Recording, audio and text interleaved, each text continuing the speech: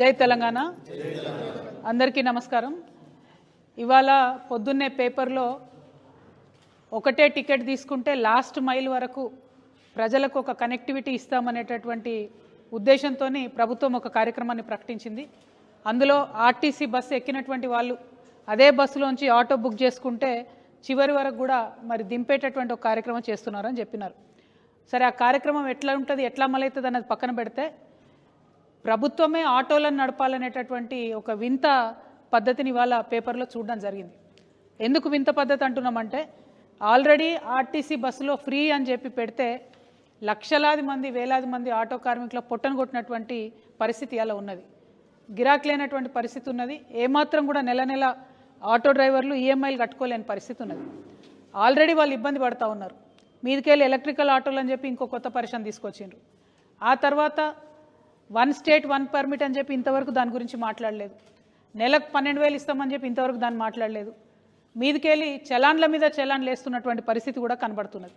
మరి ఇవన్నీ జరిగి ఆటో డ్రైవర్లు బాధపడుతున్నటువంటి ఈ సందర్భంలో ఆర్టీసీఏ ఆటోలు నడుపుతుందని చెప్పడం కరెక్ట్ కాదు। ఎగ్జిస్టింగ్ ఆటో డ్రైవర్స్ ఎవరైతే ఉంటారో వాళ్ళతోని ఆర్టీసీ ఒప్పందం చేసుకోవాలి।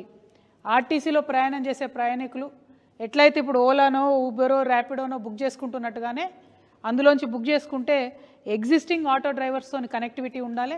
వాళ్ళు ఎక్కడంటే అక్కడ దిగబెడతారు। వాళ్ళు ఆల్రెడీ చేస్తున్న పనే, వాళ్ళు చేసే పనిని మళ్ళీ కొత్తగా ఇంకొకరికి ఇచ్చి మళ్ళీ ఎలక్ట్రిక్ ఆటోలు మేము పెడుతున్నాం ప్రభుత్వం నుంచి అని చెప్పి ఆ 3 రంగులేసి ఒక విచిత్రమైనటువంటి ప్రయత్నం చేస్తున్నారు। ఇది కరెక్ట్ కాదు।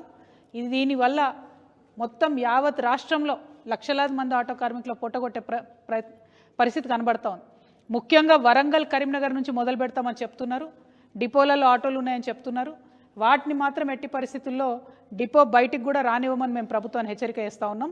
ఎందుకంటే దీనివల్ల డైరెక్ట్గా ఆటో డ్రైవర్లకి నష్టం జరుగుతుంది।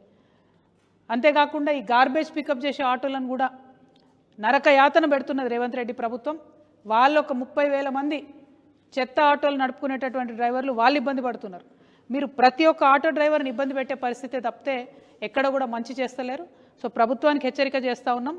ఈ లాస్ట్ మైల్ కనెక్టివిటీ ఏదైతే ఉందో దాంట్లో ఎగ్జిస్టింగ్ ఆటో డ్రైవర్లు ఆల్రెడీ ఆటోలు నడిపేటటువంటి వాళ్ళని ఇంక్లూడ్ చేసుకోండి। వాళ్ళతో మాట్లాడండి, వాళ్ళతో నెగోషియేట్ చేయండి, యూనియన్స్ని పిలవండి, మాట్లాడండి। ఏమీ లేకుండా ఏకపక్ష నిర్ణయం తీసుకుంటే చూస్తూ ఊరుకోదు। తెలంగాణ రక్షణ సేన ఖచ్చితంగా ఆటో డ్రైవర్ల పక్షాన నిలబడుతుంది। త్వరలోనే ఇందిరా పార్క్ దగ్గర ఒక పెద్ద ఎత్తున మహాధర్నాలాగా నిర్వహిస్తాం। ఆటో డ్రైవర్లందరితోని అనేకమైన ఆటో సమస్యలు ఉన్నాయి, వాటి మీద ధర్నా చేస్తాం। అప్పటికీ ప్రభుత్వం దిగిరాకపోతే ఎంతవరకైనా వెళ్తాం। ఆటో డ్రైవర్ల హక్కులన్నీ కూడా సాధించుకుంటాం। Thank you. జై తెలంగాణ। జై